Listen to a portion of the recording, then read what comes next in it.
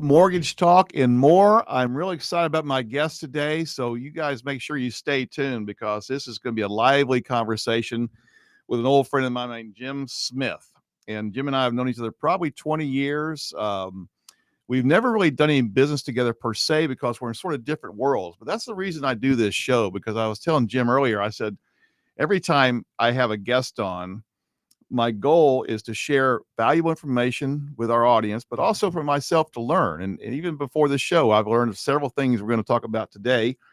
And so, and I do want to point out, if you if you're not following Jim on Facebook, you need to, because he's always making me laugh every day. So that's just a side note. But we're going to get a little more serious about this today because Jim's going to talk about his experience, years of decades, I guess, of experience in property management and some of the twists and turns around that around that industry. So I want to introduce Jim right now and tell us about your background, how long you've been in the Austin area, your business, etc. Thank you, Mark. I appreciate you inviting me onto your show today. Sure. The short story is I've been a real estate broker now in our area for almost 40 years. 40. Next year will be 40 years. And very involved. And there's no gray in that hair. There is no gray. Well, very little. I put a little gray in because apparently the right. ladies like that. There you go. It's something that I enjoy doing. One of the things that I learned, I had great mentors growing up. My dad and my grandfather they taught me a lot of things. In fact, one of my favorite sayings is that my dad only worked 2 days in his entire life, and he quit both those jobs. Wow. He made a lot of money just doing what he enjoyed doing, his passion. And so you're from Houston originally? No, I was born in Corpus. Okay. And I'm an 8th generation Central Texan. All right. So That's cool. I went to junior high school down in the Houston market. That's what I thought. But I got to Austin. I've got family in the Austin area and been around Austin since I was a little kid. Okay. So I remember riding bicycles up and down South Lamar. Wow. And all over the place. So back before Austin is what a lot of people know it is to be today. Yeah. Amen. So, but no, it's something where it would take all day to explain exactly how I got into real estate, but it's something that I decided to exercise and take advantage of. It's one of my minors I got from the University of Texas. And was real estate a minor at that time? It was. Well, no, you can major in it, but I ended up getting a minor. I actually ended up with several minors from UT. Interesting. And that's a story in itself. Yeah. How I ended up doing all that. My training is in geology. Oh, interesting. Okay. Well, tell us about your business, the name of your business, and you talked about your 3 pillars of interest in real estate as far as your business goes. Can you share that real quick? Sure can. I started out in farm and ranch back in the early 80s, mid 80s. And unfortunately, if everybody remembers, of those who were around at the time, we had the Tax Act that went into place. Oh, yeah. 1986. And that killed farm and ranch in Texas. So but I love real estate. And I figured, all right, I'm going to figure out how to make it. And I got into residential. Well, nobody could sell their houses. We were in a declining market. And I kind of giggle when I hear some of the people talking about how the real estate market is changed. It's not like it has been for the last 10, 11 years. Right. And it is changing. That's the thing about any kind of market. It changes. Sure.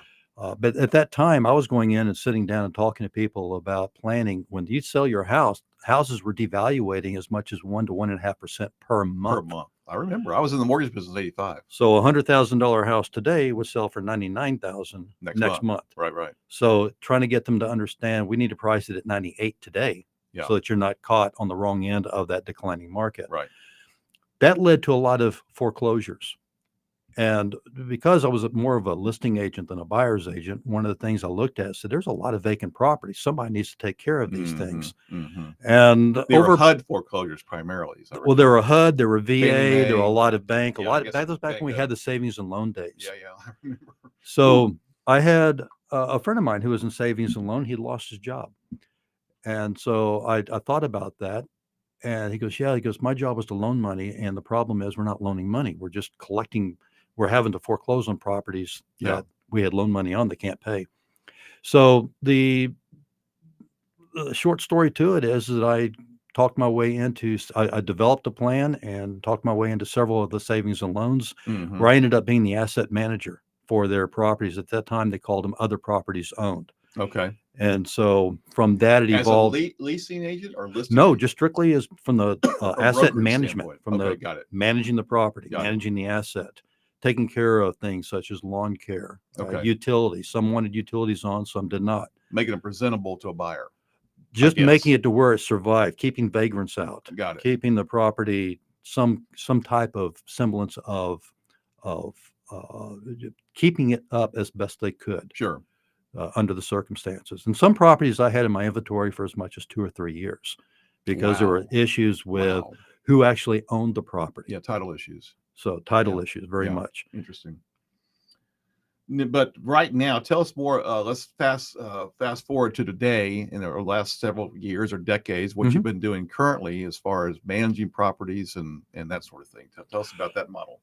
In 1995, I had actually taken several months off just to kind of, I'd done very well doing what I was doing.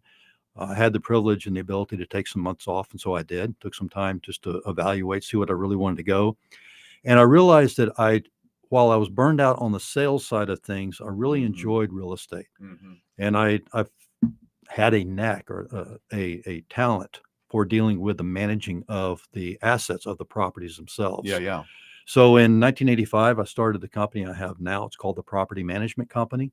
And I built it I sat down, do a lot of doodling, and I drew a 3-legged bar stool, something you see at your breakfast bar at your house. And I said, okay, the 3 legs are simple. It's providing professional management, leasing, and investor consulting services. Okay. Chose not to do sales. We work closely with several brokers in our area to handle the actual sales transactions, but we handle the management and the investment analysis and work with not only the investor on how to think like an investor, but also to help guide them in what makes sense that needs to be done to the property in order to make it a good investment for a tenant, for a resident. Right. Somebody you want to keep long term, most Correct. likely. Yeah. Correct. Now, what you would do for a house that you want to sell or a house you want to live in is not necessarily what you're going to do for a tenant. That's right. As far as upgrades and things like that. Upgrades, rehabilitation, remodeling. There's all different kind of catchwords that are used for it. They each have a unique definition, but they all essentially, people think of it in terms of what do we do? How do we fix the house up? Yeah. And then as far as your portfolio goes of properties, what kind of properties do you manage? I know single family homes and what else? We do primarily that. When I say primarily, our focus is on single family properties, on small multifamily properties. Okay. Those are properties that can be up to 30, 40 units, but do not require on-site personnel. Got it. And we also do commercial. The type of commercial we handle is primarily going to be office commercial, small retail, small strip centers, and warehouse. Okay. What we call light industrial warehouse. We don't get into heavy industrial. We don't get into large office. But we do a lot of not the the stuff. Frost Tower or something. Right. We do a lot of stuff that the big commercial brokers don't necessarily want to deal with. And you certainly don't want to have a residential agent deal with it because it's a different kind of animal. Yeah. Well, let's assume for a minute some of our audience either owns property that they're leasing out or they're thinking about buying some investment property. You talked about the consultative portion of your business. Talk about the mindset of what people need to know kind of going into buying investment properties that'll make it worthwhile. You bet. And first of all, you got to keep in mind, real estate is a market, just like the bond market, the stock market. It's like anything else. And it's going to have its ups and downs. So if you're going to get into real estate, or if you're already in real estate, for investments, then you want to understand what the numbers are. And my goal is to get you to quit thinking of that. For example, we'll talk about, for sake of simplicity, let's talk about single family homes. Yeah. I want you to quit thinking of that property as being a home and start thinking in terms of it just being sticks and bricks that generate revenue for you. Yes. My goal is to take the emotions out of the equation, is to get you to think of what makes sense from an investment perspective. Do you want to go and put your money into a particular investment vehicle, like a mutual fund or something, where you're getting 5-6% return on your money? Or do you want to get 5-6% return or possibly better in real estate? And so my goal is to help you understand, what does that mean in real estate? What is your cash on cash return? What is your internal rate of return? What is your cap rate, as they call it? And we could do a 3-day seminar on all of that. And maybe we will.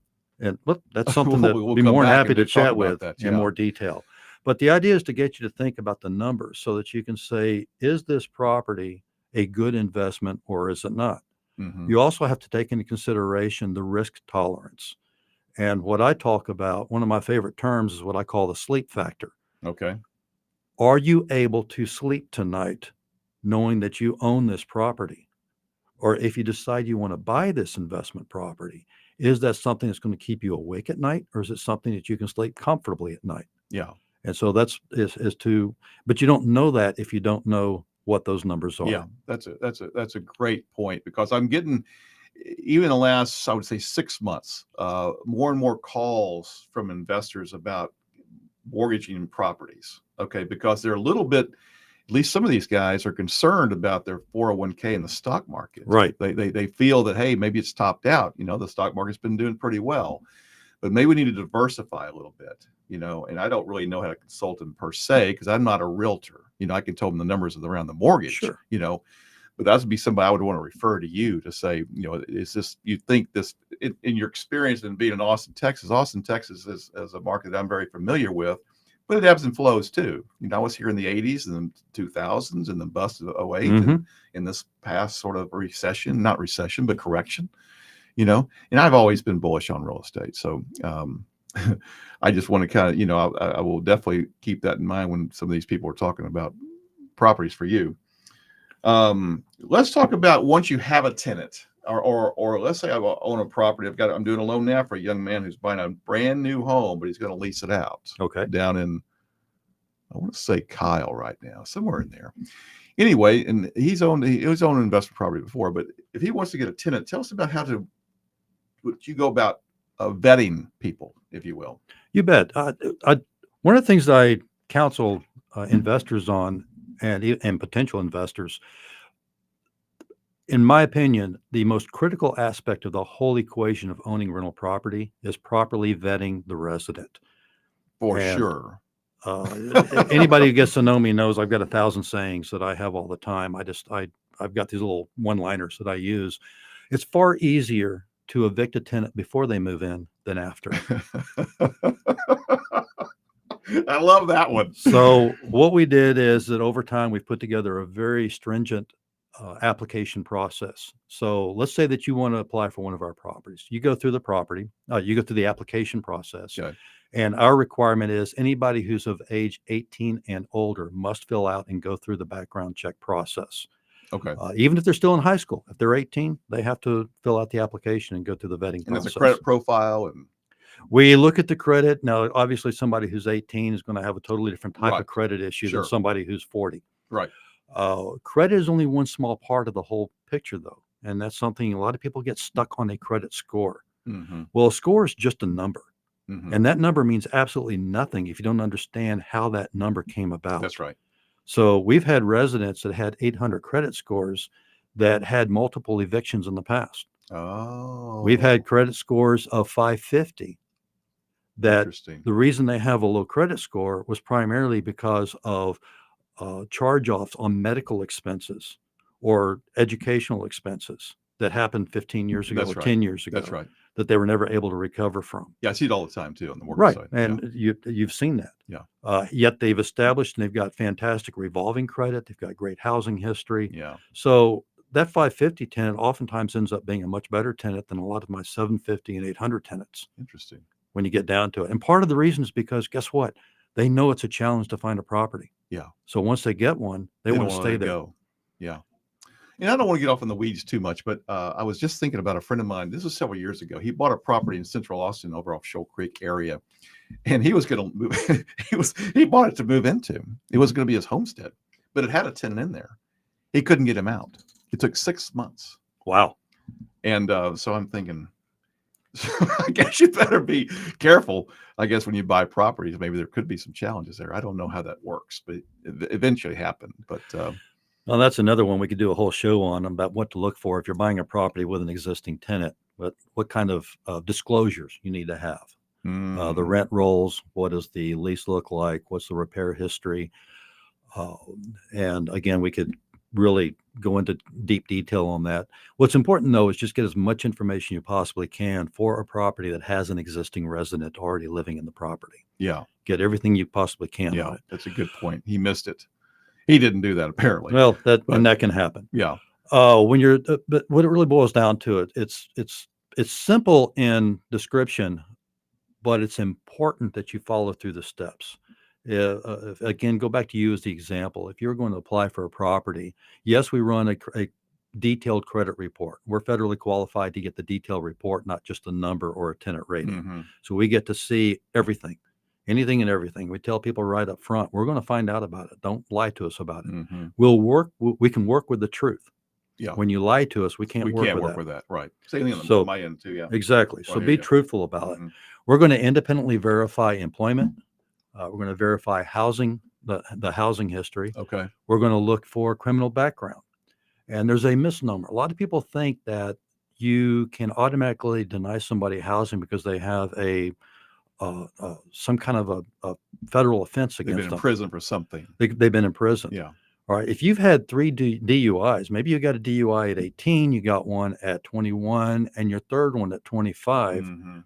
became because now it's considered a federal offense on the third one. Well, you're 50 years old now. Right. And so, but And you've been got sober that for 20 federal years or offense. You something. can't just go in and tell somebody they can't rent because of some kind of a felony that they have. So HUD has come down hard on that. It's what they call disparate impact. That And HUD is the Department of Housing and Urban Development. Yes, sir. Thank That's you. right. When it comes to fair housing, it's very, very important to make sure all your I's are dotted and T's are crossed, especially in the rental market. Yeah. Austin is one of the centers in the country where they provide testing, and they do testing training. What does that mean? That's where they will have an entity that will come into the area, and they're going to blind call people to find out how they handle potential tenants. Okay. So they may just call you up and pretend they're a tenant. Right. So you get to have somebody like me call you as a landlord. Yeah. And say, hi, I'm interested in this property, and just see how I'm treated. And then this afternoon or tomorrow, they'll have a minority call and ask the same question. Yes. And see how you're treated. Fair housing. Right. That makes sense. So it's super, super important to know that you have whatever your policies are, that they are within the realms of what's legal. But more importantly is you're consistent across the board. Mm-hmm. And so we actually have it down when somebody inquires about a property. We have a format emails that we respond to every inquiry that comes in, that every single one is basically exactly the same thing. Yeah, exactly. Keep it all in the same surface. Same verbiage, same everything, because we want to make sure that everybody understands we're going to, and we work with people until we realize that they don't pass our criteria. Yeah.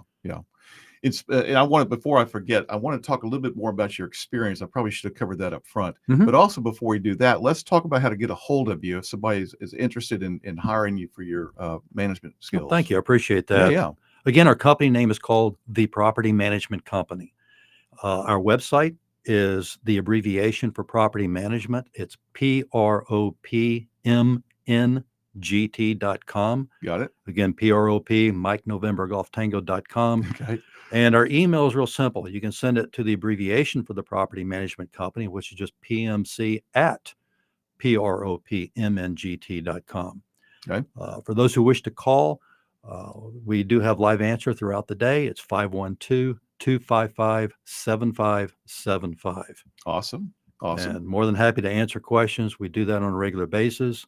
As far as experience, I'm very involved with our state, for local, state, and national. Yeah, I wanted to cover that because you were telling me, and I knew that on some level because I've known you for a long time, but you're very involved in the state level, maybe national level too. So share that experience with us. You bet. I've been, as I mentioned earlier, I've been a realtor now for almost 40 years. I've been a broker for almost 40 years. Wow. And one of the first things I learned with anything, and again, I go back to my original mentors, said, find somebody who's willing to take you under their wing and learn from them. Mm-hmm. Pay if you have to. Mm-hmm. Be their guinea pig, or be their as a term I grew up with. Yeah, their apprentice. Yeah. And do the things that they ask you to do, but Yeah. just shut up and listen. Right. And observe. And so I had that privilege. And one of the things that I learned early on was get involved. So I did. First committee I got involved with on the state level, or local and state, was what they call professional professional standards, and that's the committee that oversees the ethics that we have and have to adhere to Mm-hmm. within the Realtor Association.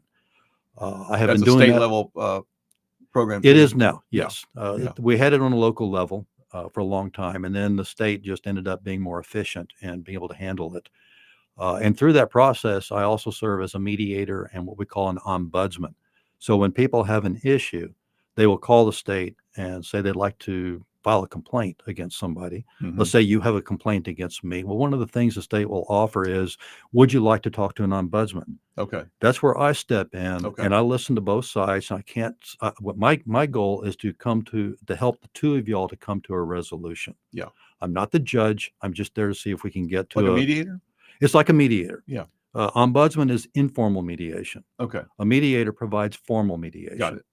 And there is is that one of the sections too of mediation? Would that be part of the deal too? To go to a mediator? That's a possibility. Before you go to courts? Yes, and some contract forms, some management and listing agreement forms state that you agree to go to mediation rather than filing a lawsuit. Got it. Which in the big picture, the reality is that once a lawsuit is filed, really the only person who wins is going to be the attorney. Yeah, yeah. That's for sure. And what I found is, as an ombudsman and as a mediator, and through my experience, is that the vast majority of the time, the reason why people have upset is failure to communicate. Yep. The lack of communication. Yep. You're mad at me because I haven't responded to your emails or to your phone calls or to whatever it is that whatever format you're communicating with me. And when somebody thinks, okay, I'll stay quiet and just let this go under the carpet, it doesn't. No. It grows. It does. It gets worse. So we've only got a few minutes, and I want to hit a little bit on as a, if you will, a consumer / investor, as opposed to managing a property by myself. I understand, obviously, you work for a fee. Tell us about what you do day in and day out, and some of the challenges of managing properties that people say, I want to give that to Jim. Property managers have a great deal of responsibility. We're kind of like the taffy we all grew up with, seen the taffy machine, and they have those 3 arms. Well, we're the constant between the landlord, who's the owner of the property, the tenant, and the regulations. Okay. All right. Whether they're laws or their code or the county code or city code. Yeah. We're there to have that knowledge base to know how to handle whatever it is that needs to be handled. Okay. And so the property manager is there. You don't hire a property manager to collect rent. You can do that on your own. Right. You hire us for our knowledge and our systems, and that's very important. You hire us for the systems in place to handle anything that may go wrong. Okay. Not because something will go wrong. It's that if it does go wrong. Yeah. You've probably seen it all, really. Oh, absolutely. When it comes to going wrong. Absolutely. I mean, there's endless things. Probably. You see everything from, I walked in yesterday and we had 2 plumbing backup emergencies. Monday morning, typical Monday mornings and Friday afternoons. We don't schedule anything because we purposely we stay proactive and available to handle anything that may come up. How about on weekends too? Weekends, yes. We have 24-hour emergency. Water heater goes out or whatever. We are not best way to put that is, if an emergency comes up over the weekend, we have emergency processes in place that it's going to be taken care of. So it is good. Well, I figured you probably did because you probably you know so many people in town, and I mean you're very well connected, and you probably got great people on the sidelines waiting to go to work if something happens. It's my guess. We have a list of contractors that are trying to get in line, try to be our contractors. I bet. And speaking of that, we talked a little bit earlier about the code violations or code, and I don't want to get in the weeds too deep, but you use a word called red tag or redlining or something. Not redlining. That's a totally different thing. That's your world. Yeah, that's my world. We don't do that, by the way. No. Red tag has to do with the occupancy standards. And so a property needs to have basic health and safety standards in place. Okay. And if that property does not meet those health and safety standards, then the jurisdiction that property is located in can come out and what they call red tag it. In other words, state that it is not good it's not available for occupancy. Okay. Now, that can happen both in residential living as well as commercial tenancy. And again, you don't want to go in. But when it comes to hiring you to manage a property, let's say single family, Mhm. probably the biggest part of the business, maybe, is does the city, they're not going to come out and inspect anything, are they? Not as a Generally? rule. It's generally going to be complaint driven. Okay. What our role is to go out there and take a look at it. Now, I'm not an engineer. I'm not an Right. inspector. I'm not an attorney. I'm offering my opinion. I'm offering 40 years of That's right. experience. What we do is we go out there, and it's based on my experience. I can look at a deck and say that deck is not going to. That's not going to work. Okay. If you're the landlord and you're asking us to take over that property to manage it, one of the things I'm going to say is we need to get that deck repaired That could before be we a put problem. anybody That in could be here. a liability. Exactly. Yeah. It may be that it needs railing. It may needs that it needs to be rebuilt, the footing. It could be all kinds of All things. sorts of things. Yeah. Because that also speaks to and I'm not an attorney either, but putting properties maybe in an LLC or making sure you have adequate insurance and umbrella insurance to make sure Right. you're covered Insurance is huge. liability wise. We require investors at a minimum to carry a $1 million umbrella liability policy. Okay. If they have any kind of water features like a swimming pool or a hot tub, then we up that. And it's increased based on the location of the property and the type of property, as much as 2 or 3 million. Yeah. Even one of our homes in Lost Creek, we had a big swing in the front yard. My grandkids, I used to swing them on the front yard, but then we moved out, and I'm thinking, and sometimes we'd walk out and see kids in the swing who we didn't know. They were just walking down the street. I'm thinking, this is not good. Well, we would require that you remove that. Yeah, I did. Trampolines, they're all gone. that. Right, that's right. Well, we're wrapping it up, Jim. I appreciate your time today, man. I've learned a lot, and we're going to do a second round of this because I know there's a lot more to cover than we did in the last few minutes. But thanks again for your time, and we'll see you next time. Thank you, Mark. You bet. Appreciate you letting me be here and enjoyed this.